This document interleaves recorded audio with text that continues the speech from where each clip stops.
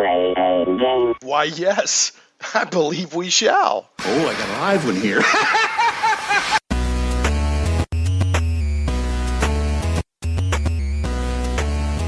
Getting geeky in Little Rock, it's Shane Plays Geek Talk, a journey into the things we love. I'm your host, Shane Stacks. Thanks so much for joining. Today's show, as always, is going to be fun and interesting, dare I say. However, it's going to be a little bit different from the normal Shane Plays show in that longtime listeners know I'm friends with Russ Morrissey from Ian World, or also known as Morrus's Unofficial Tabletop News website. You know, it's basically one of the largest, if not the largest, online resources for RPG, tabletop RPG news and other things. And Ian Publishing also does a lot of role-playing games, including Wine in the Worlds of 2000 AD. And right now they're working on this cool thing called Level Up Advanced 5th Edition. But anyway, on his podcast, Morrus's Unofficial Tabletop RPG News podcast, or I think it's RPG Talk, every week they do a sketch, which some people might think of as a skit. And many times I've sent in a sketch for them to perform. I think in the 2 years of their podcast, I think I've sent in about 12 sketches, and I always get a kick out of how they do it. So I thought it'd be fun in this podcast to play some of the sketches that they've done that I've written. And it's not just Russ Morrissey, it's Morrus, and then it's his co-host Peter Coffey from his podcast, and then also their editor, Darryl Mott, edits all this stuff together and sometimes performs on the sketches as well if an extra person is needed. But I think you'll really enjoy these. I really do.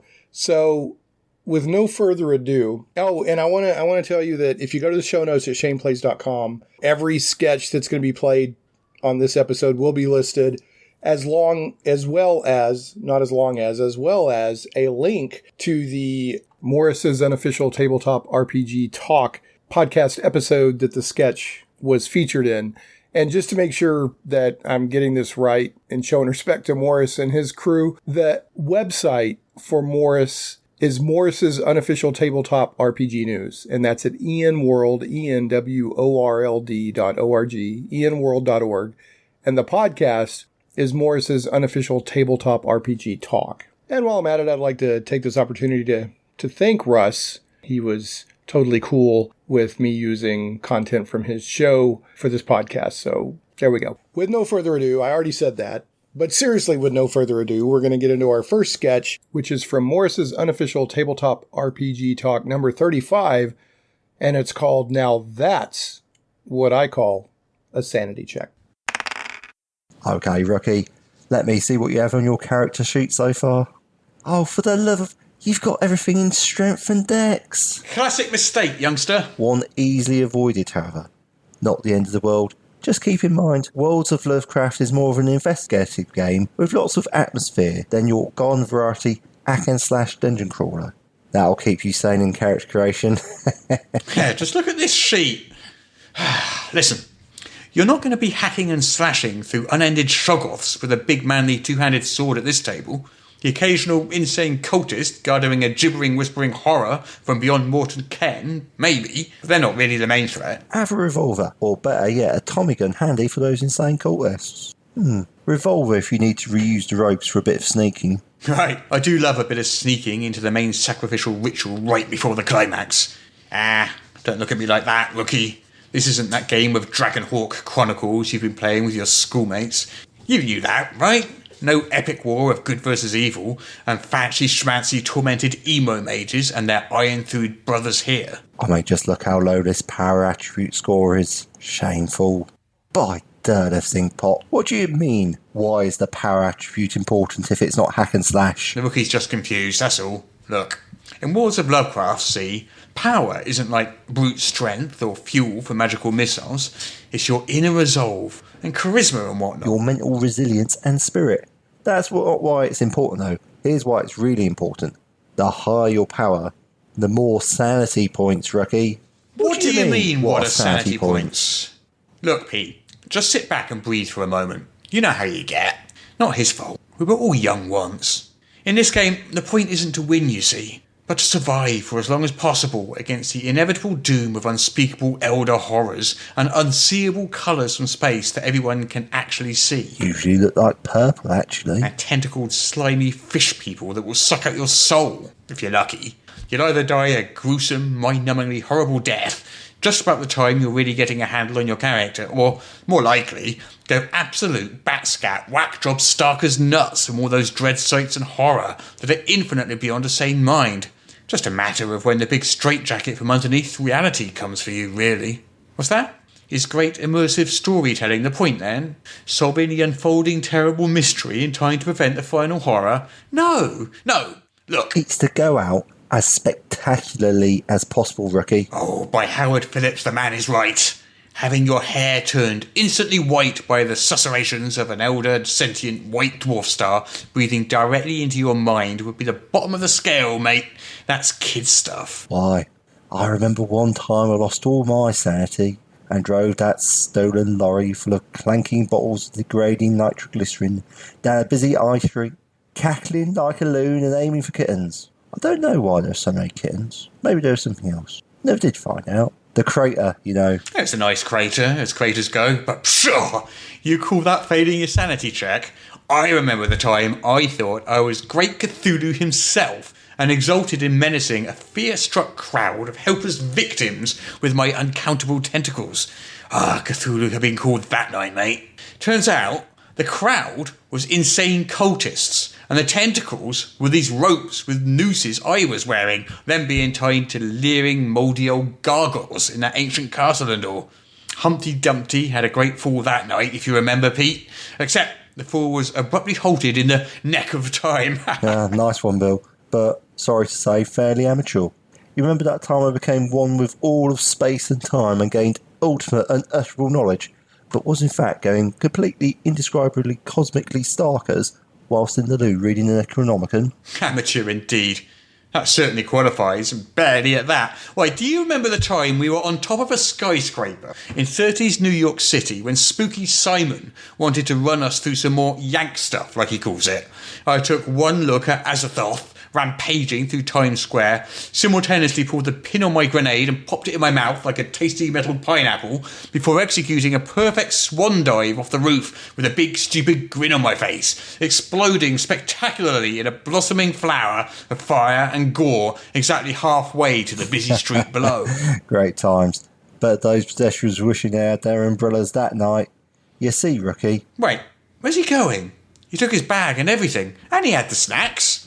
Who knows? Kids these days. Listen, do you remember that time at the Mountains of Madness when?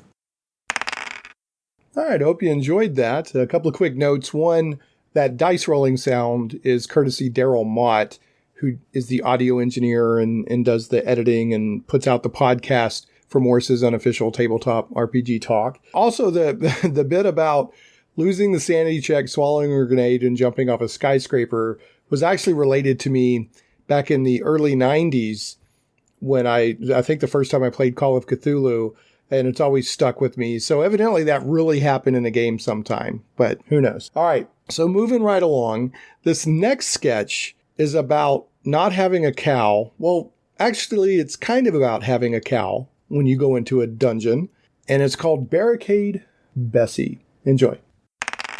All right, lad. You said you needed some help. Yes, sir. Yes, sir. Thank you, sir. It means ever so much. All right. What kind of help do you need? Local troll? Kobolds? I bet it's you and your friends getting nervous with all those tieflings showing up. Nothing to worry about, lad. Just the newest edition adding player options. What? Never you mind. You'll learn if you stick around long enough. Well, that's not quite it, sir. You can quit with the sir thing, my lad. I bet it's that blood-sucking fiend of a vampire lord in that old castle in the next shire over. He's not a bad sort, as blood-sucking fiends of the vampire lords go, to be honest. Well, that's not actually... Listen. My advice there is to leave that one alone. He mostly keeps to himself, except on his high and holy days, and even then he keeps to his own shire mostly.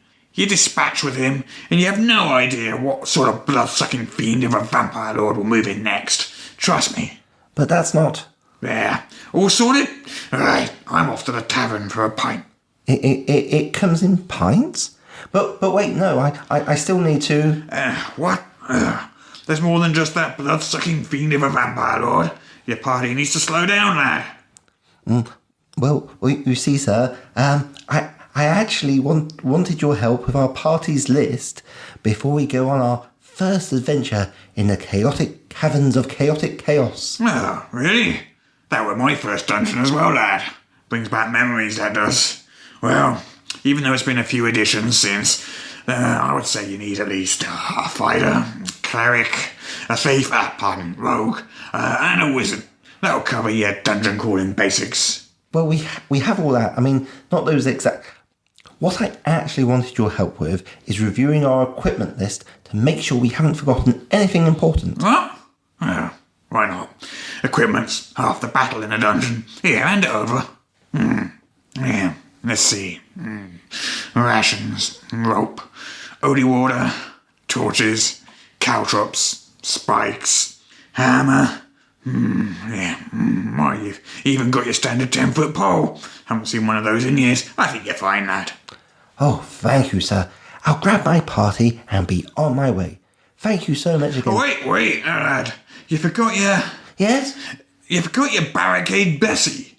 Barricade what? Barricade Bessie. Your bovine dungeon support. Your pack animal. Your milk and meat source if needed. As much as we loved our Bessies, there's always that aspect. A cow, to put it plainly, lad. Are you meaning to tell me you actually used to take cows into dungeons with you? You meaning to tell me you youngsters don't? Oh, you hipsters, with your beards and your player options and feats, you're losing the art and science of it all. I think you're having me on, sir. Not at all, lad. Why, a good Barricade Bessie is practically your 5th core adventuring class. Carry your gear, built-in provisions, why, they're also nice and soft and toasty to sleep against in them colder dungeons. You're serious? Absolutely. A Barricade Bessie saved me rear more than once in a dicey dungeon delve. But why do you call them Barricade Bessies? Well, you see, it's a bit unfortunate, but sometimes it's what it comes to. You get in a tight spot with some orcs or goblins or something, while doing a nice bit of invading of their home, and if that dungeon's narrow enough... Yeah. Well, you just wedge that Bessie sideways in the dungeon corridor and use it for cover. A cow can absorb a lot of damage, much more than you might reckon. No arrow or crossbow bolts getting through that, lad. Make sure to get a nice fat one. I don't even know what to... The best part is, after the fight's over, most of the time the goblins or what have you have done most of the job of butchering your Barricade Bessie right up. Right chopped rations ready to go, lad.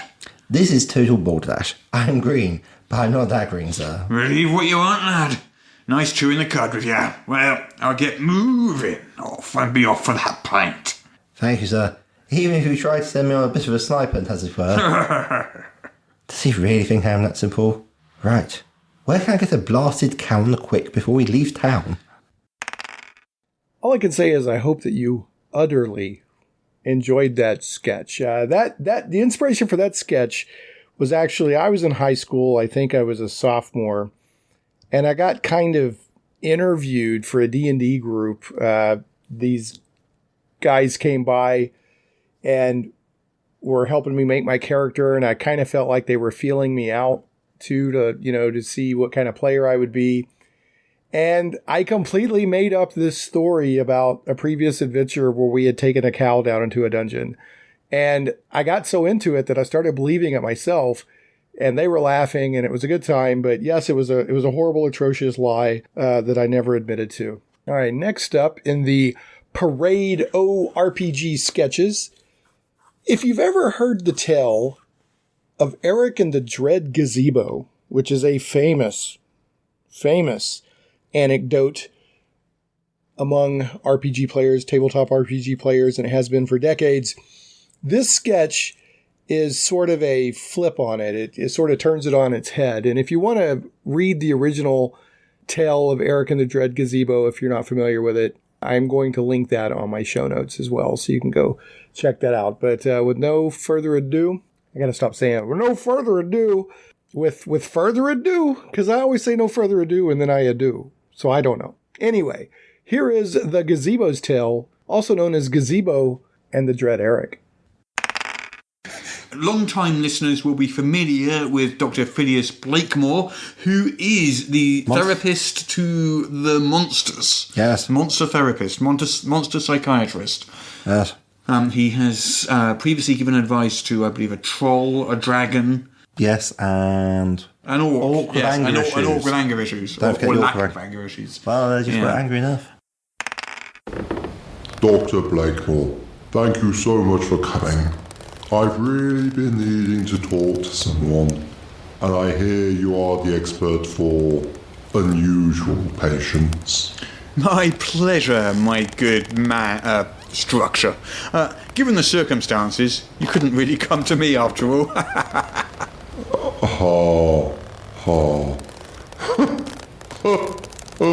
Intriguing. I didn't expect this much emotion, given your rather, With nature, it's okay. You can say it. I know who I am. Everyone knows. It's part of the problem. Yes, I see. I think it might be best if we started at the beginning. Should I sit inside there, or...? Yes, please feel free. It's part of why I exist after all. I hear my benches are rather comfy. Right. Yes, rather nice. And you didn't even make an honest pavilion out of me first. Shocking, Doctor. What? No, it's quite all right. Just having a spot of fun. See, you rather got me, I suppose. Gazebo humour, you know. As long as we're so intimate now, you may as well call me Gaz. As you wish, Gaz. So, tell me your problem from the beginning. Right, let's see. These are my lord's lands. He had me built as a nice spot for his subjects to rest and enjoy the view on a lovely jaunt about. It is a rather nice garden and view. Oh, thank you. My family is very proud. Or rather, were proud. I take it something unfortunate happened. Yes, something or rather, someone. I see. Adventurers, Doctor. Oh dear. Adventurers crossed my lord's lands and spied me while doing so. So they, took a rest? They might have, Doctor, if not for that so-called paladin, somehow mistaking me for a big-eyed monster from some random encounter table. Oh, I'm sure the adventuring party itself was fine. No worries there. Even the worst murder hobos don't stack everything. Hey, it's a gazebo. Yep, nice gazebos go. Should we stop for a spot of tea? Don't mind if we do. This is what one would expect, but he was among them. Eric. I see. Eric.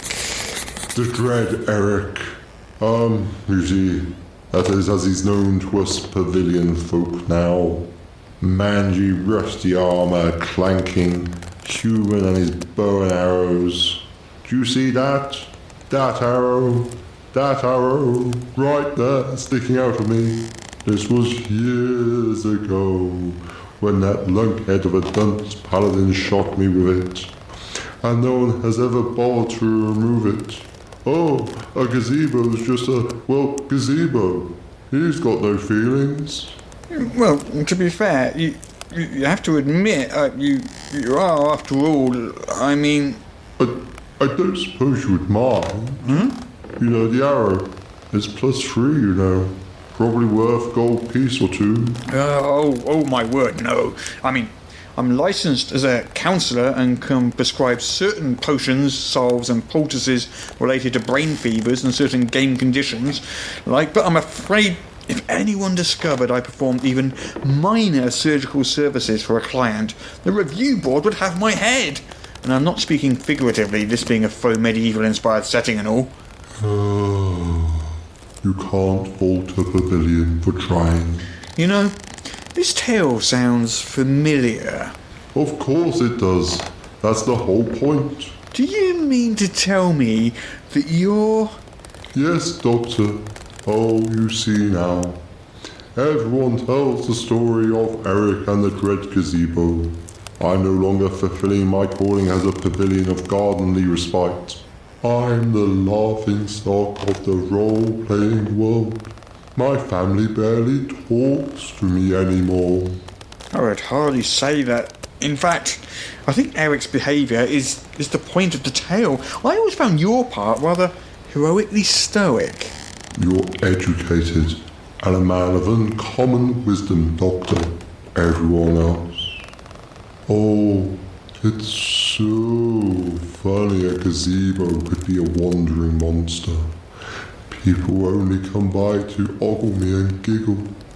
It's becoming an embarrassment to my lord and his wife. I can't bear it any longer. The other day, a bunch of halflings came along and took selfies, acting like I was about to attack them. That's when I called for you. It was the last straw. I mean, really.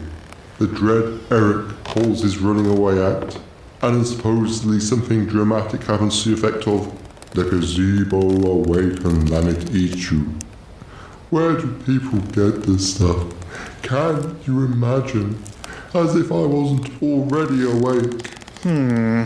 I didn't, you know. Huh? What? Awaken?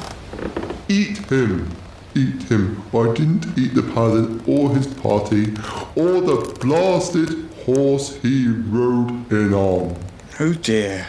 No one ever considers my feelings. They don't even think I have any. Not even the lord of these lands. No matter how many times I've tried to tell everyone. And an arrow. An arrow. Can you believe that then they have the temerity to say I'm the monster?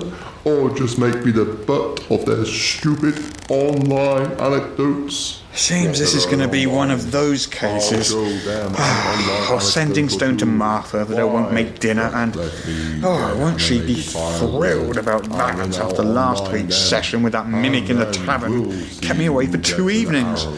Let's see. Where is my bag of holding? This requires a spot of tea. Online anecdote. Okay, that's just repeating. Whew, I tell you, man.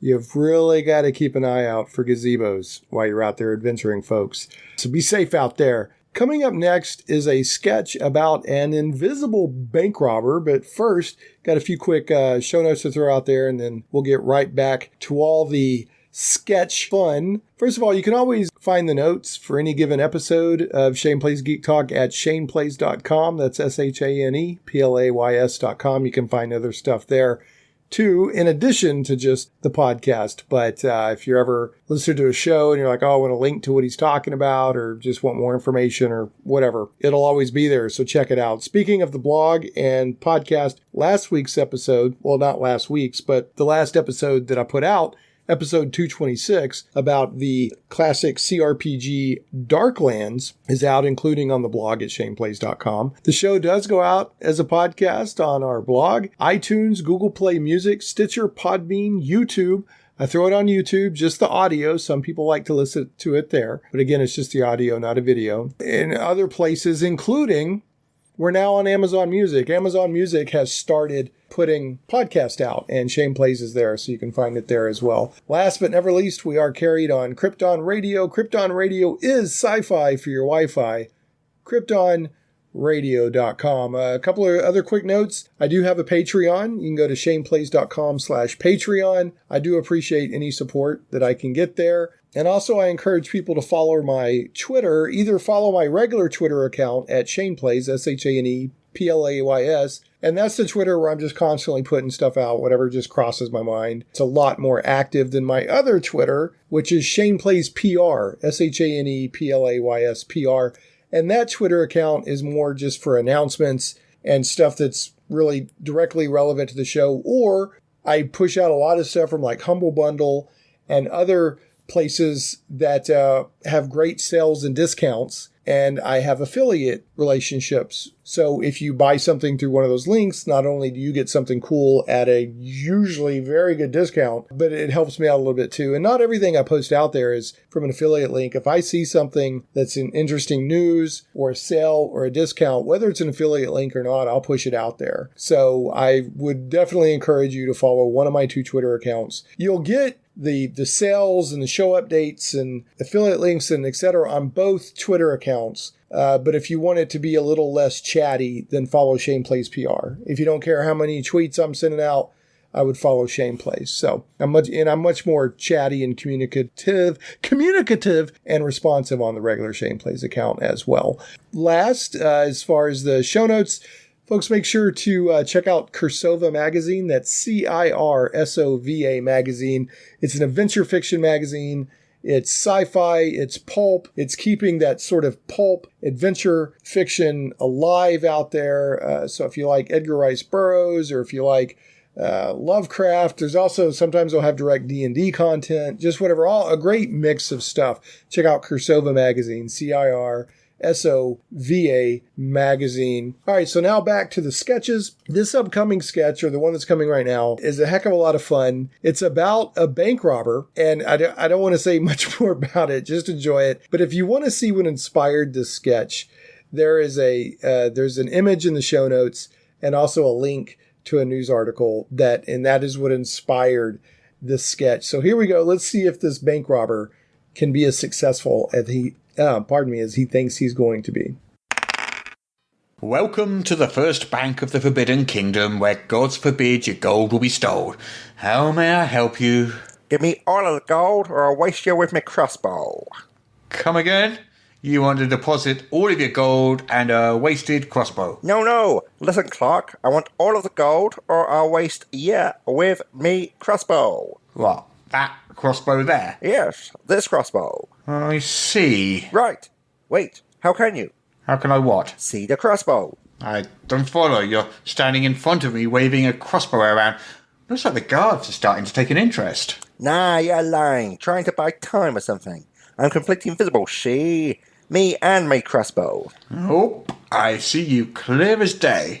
Listen, Clark. You're trying me patience. I pay good going for this invisibility potion. You can't see me. Your guards can't see me. I'm like a high-level villain, you can. Now, over the counter with all the gold, or I'll poke you in your eyes when you can't see it coming. Listen, wait, why would you poke me in the eyes when you have a crossbow? For the sheer intoxicating power of it all, I'm telling you. I paid 500 gold to a wizard for this invisibility potion, and I'm sure it's of great quality. Did you actually drink it? For the liver, of course I drank it. What, do you think I'm stupid? Well, I mean, I can see you. No, you can't. Let's put a pin in that one and come back to it. Can you see yourself? What kind of question is that? Of course I can see myself. Well, you do realise an invisibility spell makes you invisible to yourself, right? Been that way in every edition. Yeah, but see here, this here potion is of the highest quality. That wizard said so himself. I see. Stop saying that! I'm too clever for your Clarky deceptions. Right.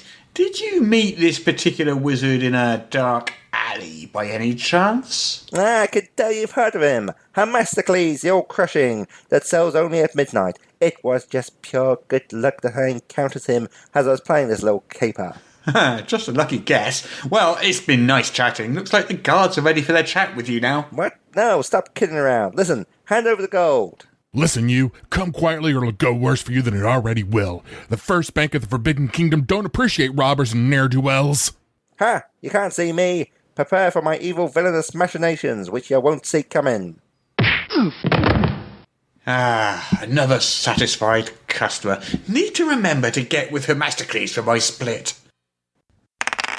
The moral of that story is obviously if you're going to rob a bank using an invisibility spell, only buy your invisibility spell from magical merchants and wizards that have excellent Amazon, Google business, and Yelp reviews.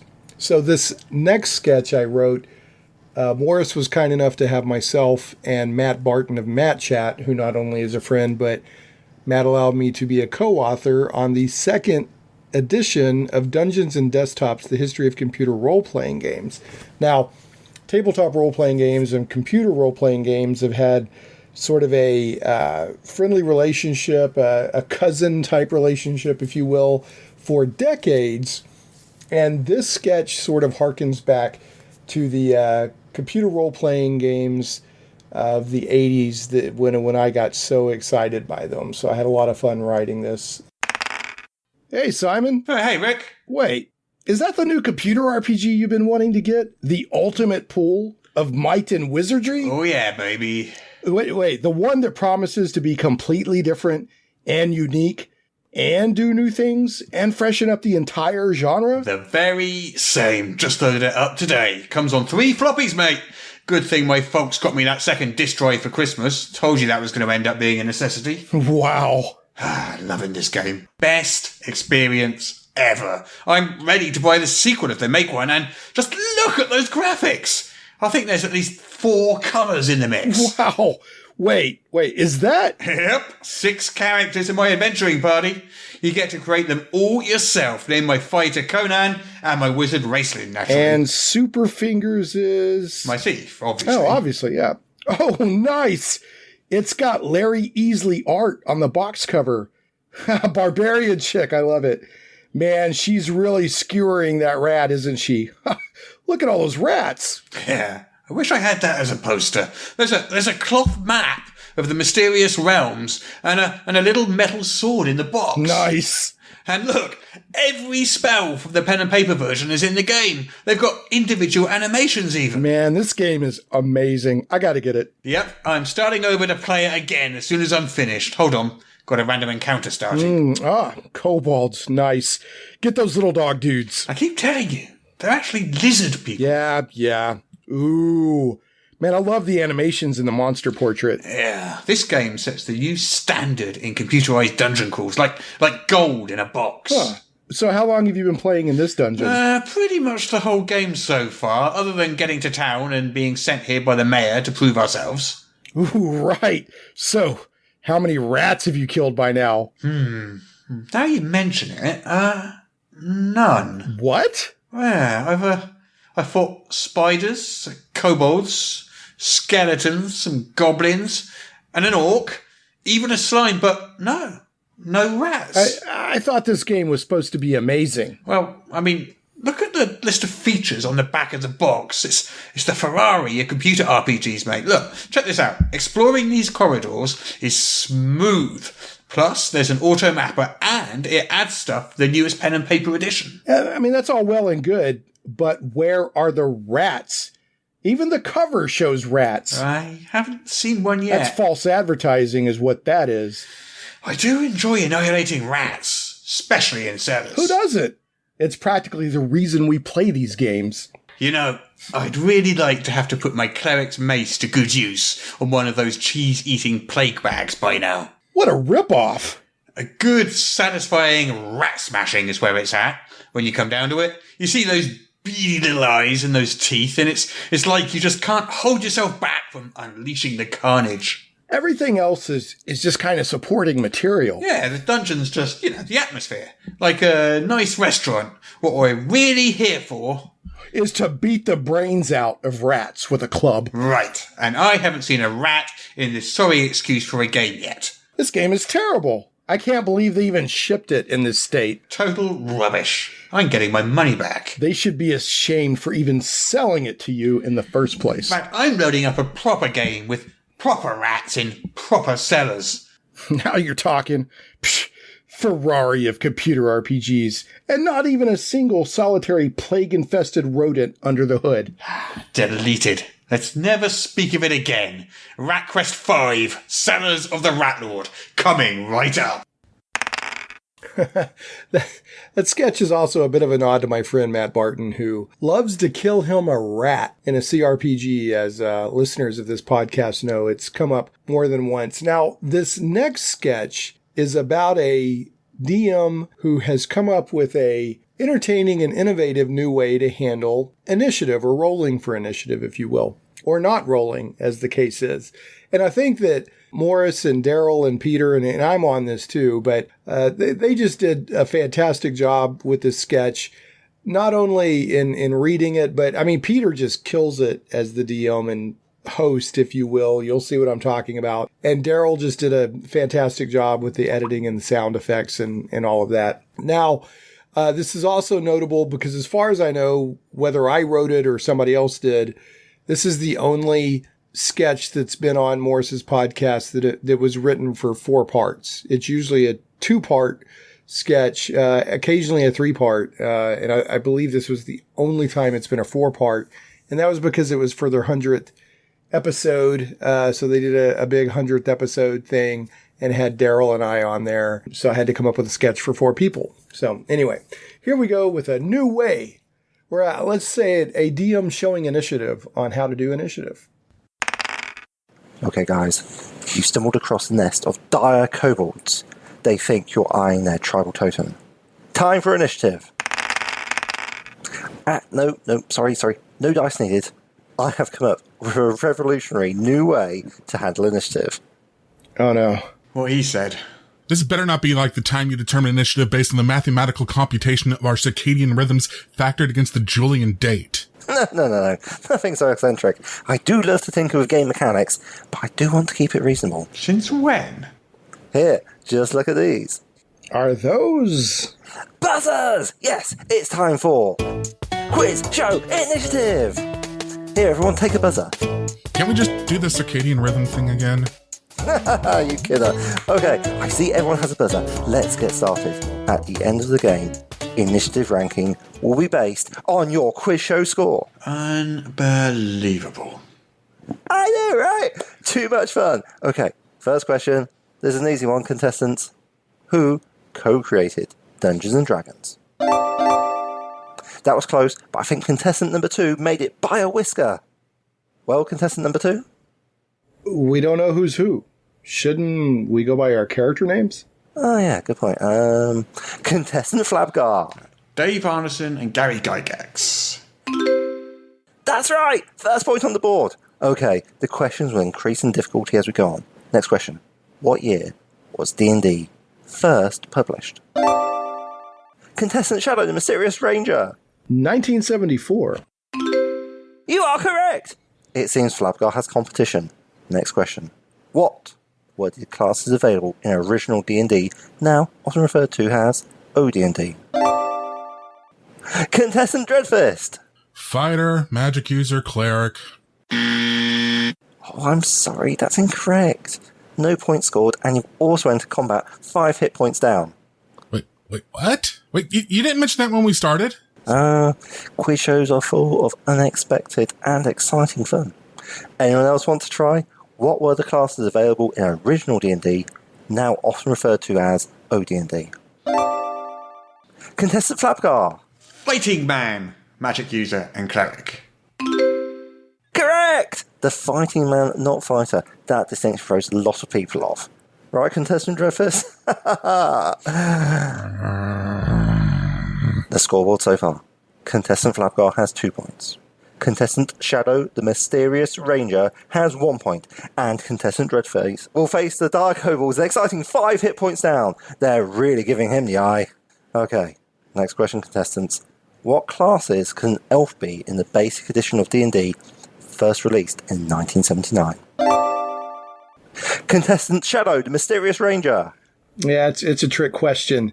Demi-humans, including elves, are classes, not races, in basic D&D. Congratulations, contestant Shadow, the Mysterious Ranger. You successfully answered the trick question of the day. That's 2 more points. Plus, you enter combat with an extra 5 hit points. Okay, contestants, it's the final question in this round of Quiz Show Initiative.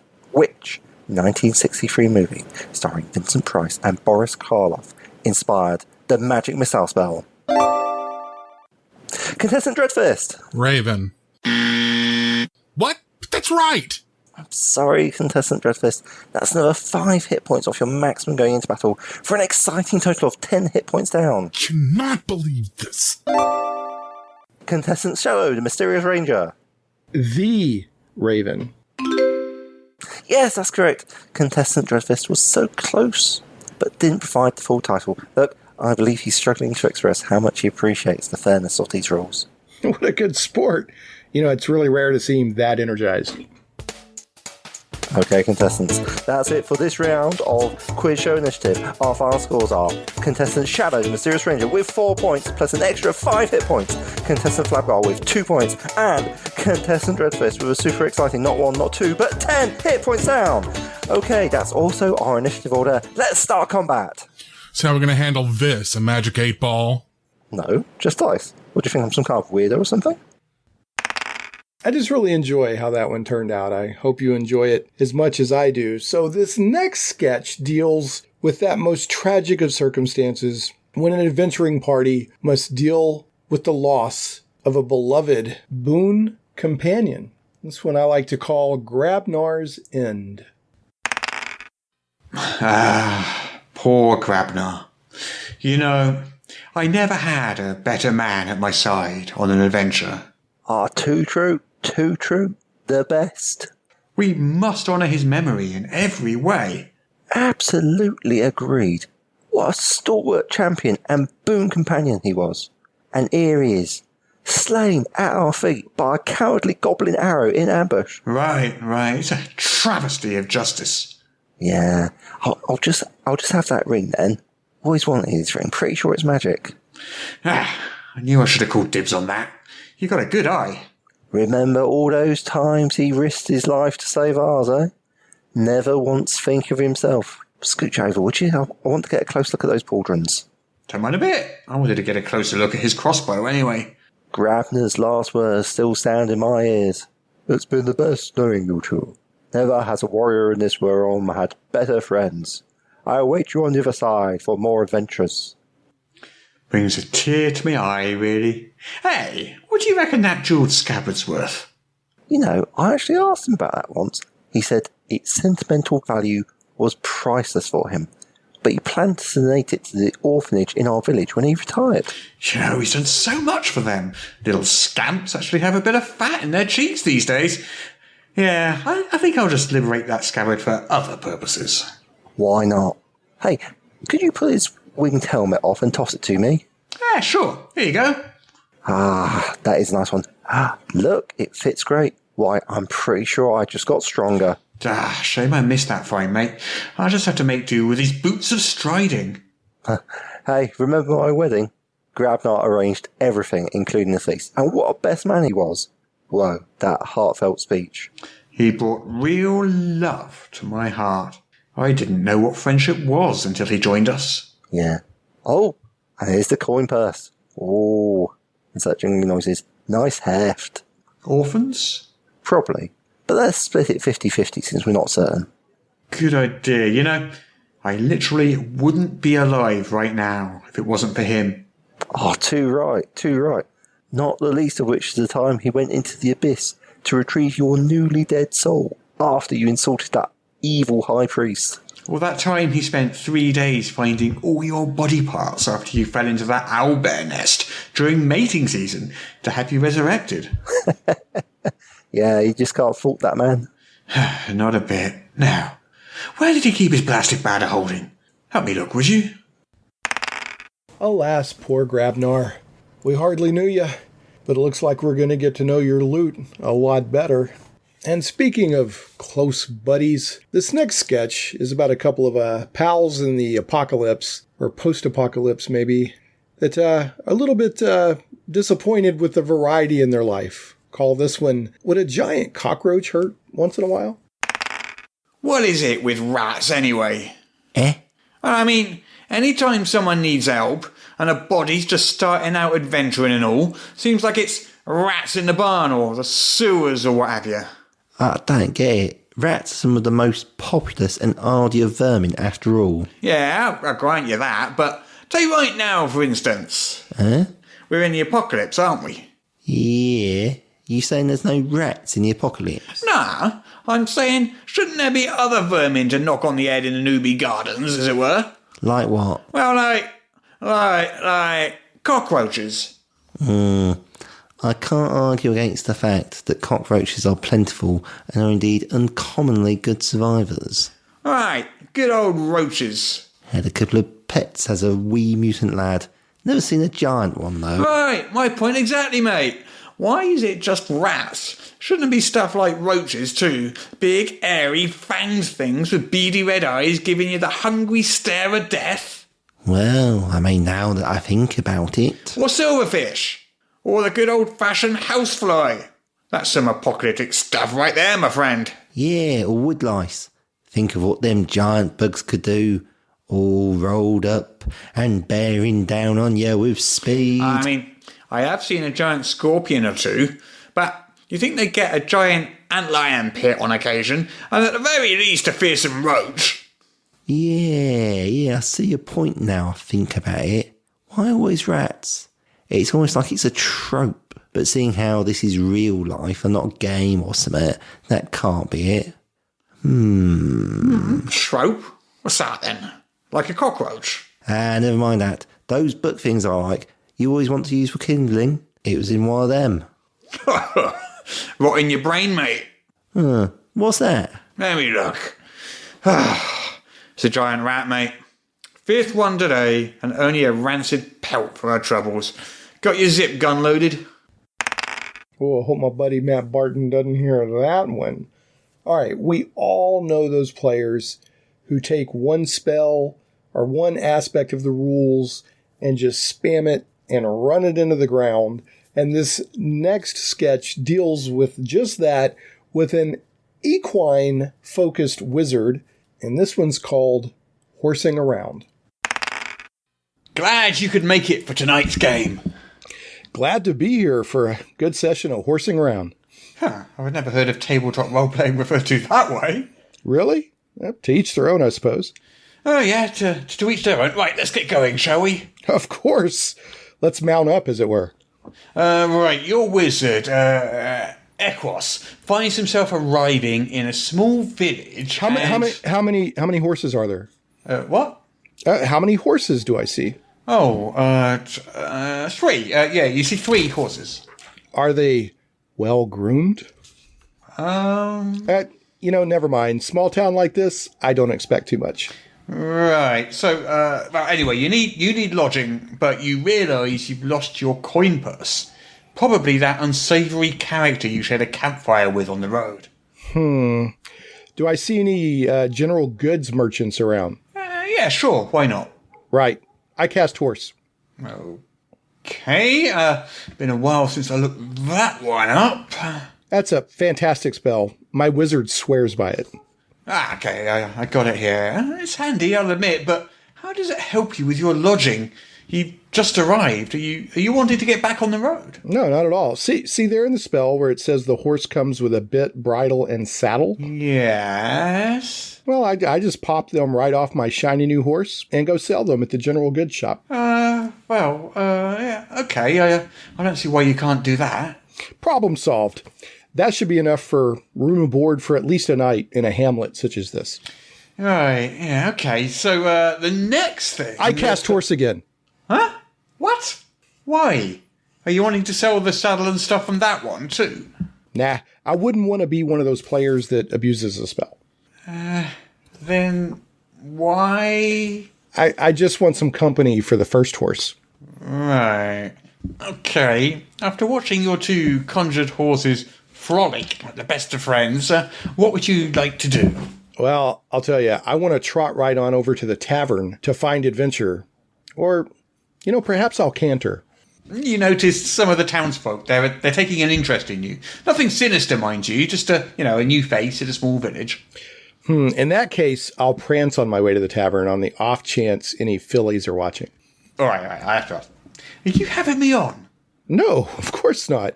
A stallion like myself has to look good for the ladies. One's gait is important. Okay, so you head towards the tavern and... But look, I don't want to be a nag, but are there any fillies watching? I can't believe I'm asking this, but do you mean females of the humanoid or the horse persuasion? Both, preferably, but either works. I can't believe this. All right. There are 2 actual fillies plus a half-orc female that's dressed like scullery maid, and all 3 are eyeing you. You know, that half works a dark horse, but you never know till the race is run. Right. So as you prance towards the tavern, you notice another person who's just entered town. It's that same unsavoury character you shared a campfire with on the road. The very same one you suspect of stealing your coin purse. It doesn't look like he's noticed you yet, even with all the prancing. Oh, we're grabbing this session by the mane now, aren't we? I have both of my conjured horses come get in front of me as protection. Can you do that? Yeah, it says right there in the spell, the steed serves you willingly and well. But how do you tell them without the Oh, you know what? Sure. You hear their clip-clopping as they both willingly obey your command. Lovely sound. There they are, right in front of me. One might almost say astride me. One might, if one wanted. Okay, using my mobile, double reinforced horse shield, I want to get within about 40 feet of him.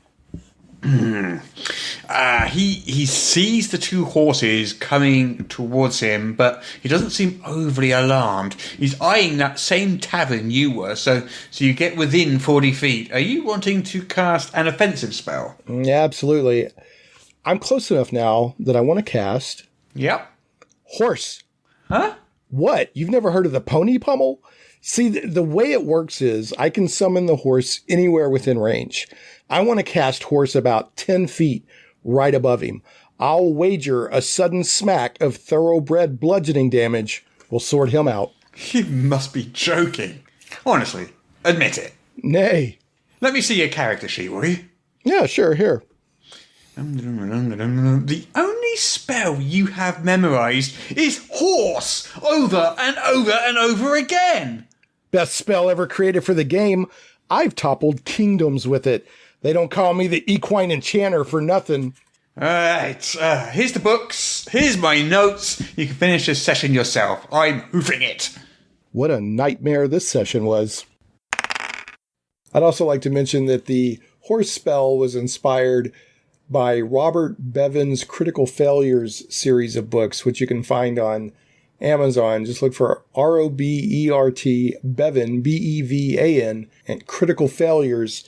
And it's just really funny D&D parody books, but with a lot of love for D&D. All right, all good things must come to an end. So our final sketch deals with a Star Wars GM who decides to say yes to his player. This one is called Star Wars Backstory. Okay, your Jedi Starfighter manages to barely avoid a crash landing as you skid across the landing deck, sparks flying, somehow managing not to smash into of several parked Imperial shuttles in the Star Destroyer's immense hangar. Oh man, this is great! Your Starfighter screeches to a stop as the cockpit pops open. Oh man, alright, can I jump out using the inertia of the skid to propel myself and land in front of some stormtroopers and ignite my lightsaber? Absolutely. It's lavender, you know. Yes, you have a lavender-coloured lightsaber. I've allowed that. It's not purple. Right, lavender, not purple. Mace Windu's lightsaber wasn't purple either. What? Pretty sure it was, wasn't it? Nah, it was amethyst, not purple. Common mistake, though. Right, so you're standing in front of a squad of stormtroopers. For the moment, they appear flummoxed, considering the last thing they would expect to see in the Empire is a Jedi with a lightsaber. Too right. I brandish my lightsaber above me. Yes? And I say, with a dramatic flourish, Yes? I am a Jedi, like my father before me. What? You clearly said you wanted your character to be grown in a vat and have no parents. But it sounds so cool. Look, can we just change it so my father was a Jedi instead? I want to just, say that a lot.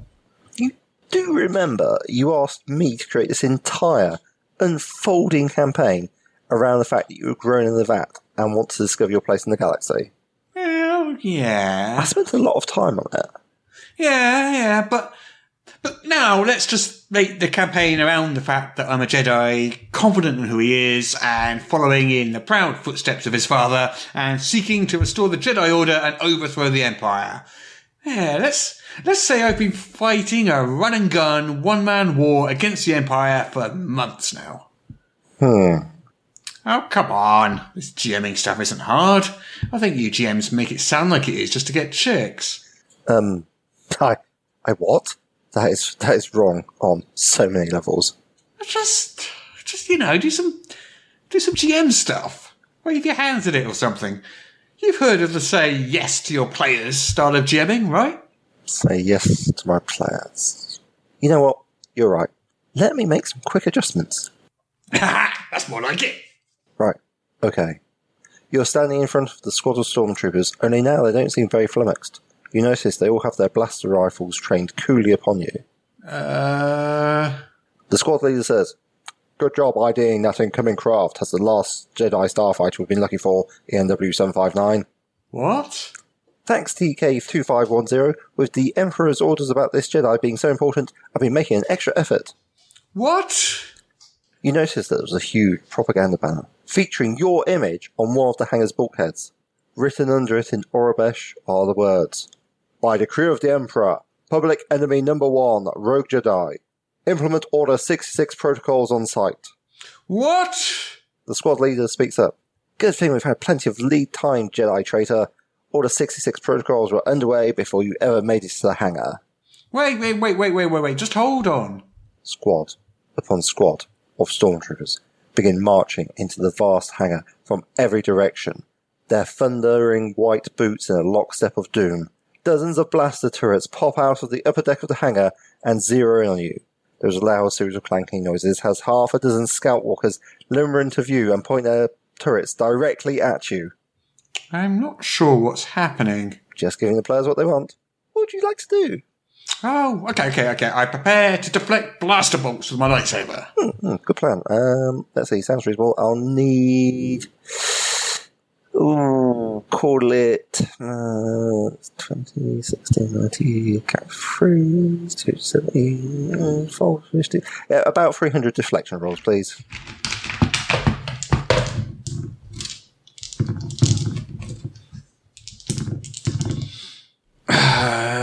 Right, yeah, I make 197 of them. Oh, that's really good. Well done. So, 103 blast bolts slam into you for a total of 568 damage. Right, now for the Scout Walkers. I don't think I like this campaign. Be careful what you ask for, and always make sure to respect your GM's time. All right, folks, that's our show this week. Thanks again to the crew over at Morrus's Unofficial Tabletop RPG Talk podcast, including, of course, Russ Morrissey, Peter Coffey, and your editor, Darryl. Don't forget, each sketch on the show notes has a link to the episode of Morrus's podcast that it was featured in. So make sure to check out the podcast at ianworld.org if you haven't already. So really, I guess that's about it this week, except for the bad joke of the week. So let's do that real quick. As always, I take no responsibility for any mental and or psychic damage that may result. So here we go. How do you protect against the heat of a firebolt spell? Well, you turn up your AC. Ooh, that one hurt even me, and I knew what was coming. All right, folks, thanks so much for tuning in. We will catch you next time on Shane Plays Geek Talk. Shane Plays Radio is blessed to have sponsors, and we appreciate them very much. However, did you know that you can also support the show as an individual for as little as $1 an episode? Simply go to patreon.com/ShanePlays.